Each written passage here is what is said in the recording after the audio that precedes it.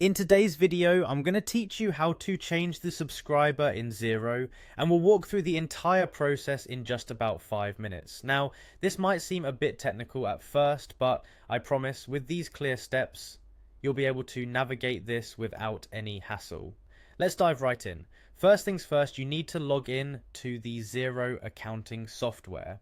Open your browser and head over to Xero's login page. If you haven't already, you might want to bookmark this for easier access in the future. Now, once you're there, click on the login button, which will prompt you to enter your credentials. Make sure you have your email and password handy. It's always a good idea to ensure your password is secure, combining letters, numbers, and symbols to keep your account safe. After entering your information, click on that login button one more time. Once you've successfully logged into your account, you'll find yourself on the dashboard. This is the central hub where you access various features within Xero. Now look for your company name on the screen. It's usually located at the top, so go ahead and click on it. This will bring up a menu with several options. From here you want to navigate to subscription and billing. Clicking on this will guide you to the section where you can manage your account details.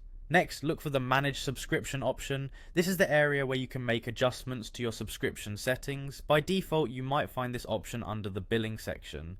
Once there, you'll notice there is a button with 3 dots. This is a common user interface element allowing you access to more settings. Click on those 3 dots and select Request Transfer from the drop-down options. At this point, you're ready to input the new subscriber's information. You'll need to fill in their name and email address. Ensure these details are accurate to avoid any issues down the line. If you're unsure of any information, it's best to double check with the intended new subscriber.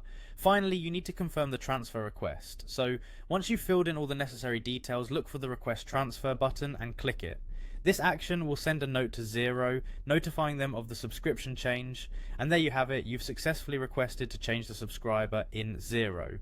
Remember, this process might take a little while to reflect as Xero processes the request, so do keep an eye on your notifications for any updates. I hope you found this guide straightforward and helpful. Thanks for watching, and see you in the next video.